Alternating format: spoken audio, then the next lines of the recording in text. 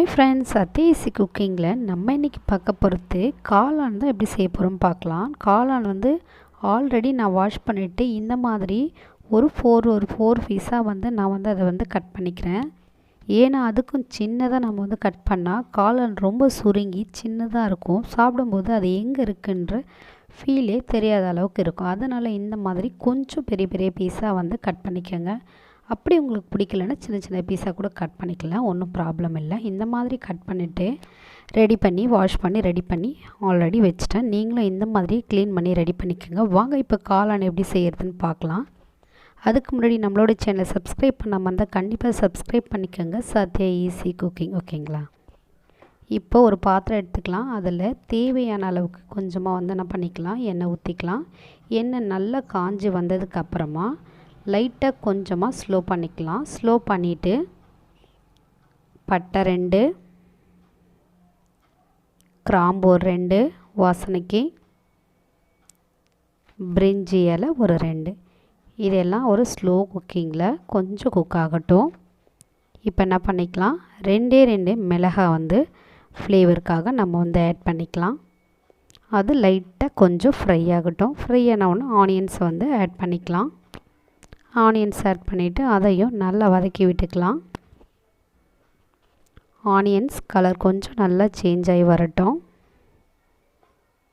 கொஞ்சமாக நம்ம என்ன பண்ணிக்கலாம், கருவேப்பிலை ஆட் பண்ணிக்கலாம். கருவேப்பிலையோட பச்சை வாசனை போகிற அளவுக்கு நல்லா வதக்கி எடுத்துக்கலாம். கொஞ்சம் கலர் நல்லா எல்லாம் சேஞ்ச் ஆகட்டும்.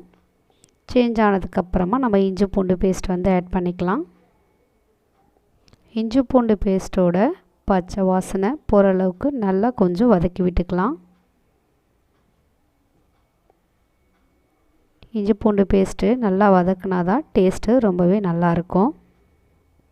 இப்போ பாருங்கள், நல்லா வதங்கி வந்துருச்சு. வந்ததுக்கப்புறமா தக்காளி ஆட் பண்ணிக்கலாம். தக்காளி ஆட் பண்ணிவிட்டு தக்காளியோட நல்லா வதக்கி கொஞ்சம் கிரேவி கன்சிஸ்டன்சிக்கு வர அளவுக்கு நல்லா தக்காளியை நம்ம வதக்கி எடுத்துக்கணும்.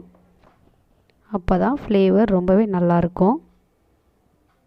இப்போ பாருங்கள், நல்லா தக்காளி வதங்கி அப்படியே சுருண்டு வந்துருச்சு. இந்த மாதிரி தான் நம்ம என்ன பண்ணிக்கணும், நல்லா வதக்கி எடுத்துக்கணும். அப்போ தான் காளான் போடும்போது ரொம்பவே நல்லாயிருக்கும். இப்போ நம்ம கட் பண்ணி வச்சுருந்த இந்த காளானை இதில் போட்டுட்டு அந்த காளானோட பச்சை வாசனை போகிற அளவுக்கு நல்லா வதக்கிக்கலாம்.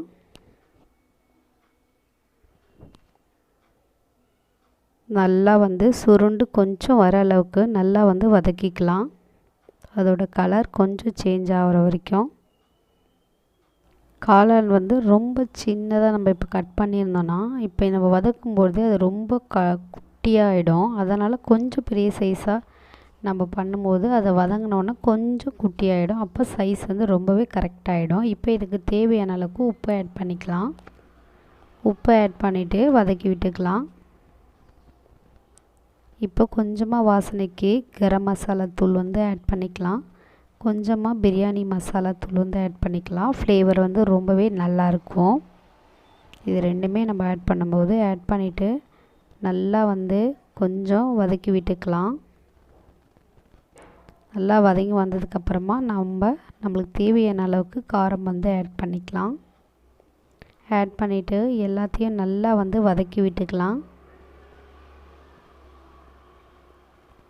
இப்போ உப்பு காரம் மசாலா எல்லாம் போட்டாச்சு. ஒரு 2 மினிட்ஸ் குக் ஆகிறதுக்கு கொஞ்சமாக தண்ணி விட்டுக்கலாம். தண்ணி இந்த காளான் கொஞ்சம் முங்குற அளவுக்கு கொஞ்சமாக தண்ணி வச்சுட்டு இப்போ இது நல்லா குக் ஆகி சுண்டி வரணும். அது வரைக்கும் நம்ம குக் ஆகட்டும். இந்த பாருங்கள், இந்த மாதிரி நல்லா சுண்டி வந்துடணும். ஏன்னா அதில் தண்ணியெல்லாம் இருக்கக்கூடாது, அப்புறம் டேஸ்ட்டு ரொம்பவே நல்லா இருக்காது. இப்போ பெப்பர் தூளை அப்படியே தேவையான அளவுக்கு பெப்பர் தூள் தூவும்பொழுது தான் ரொம்பவே டேஸ்ட்டு அல்டிமேட்டாக இருக்கும்.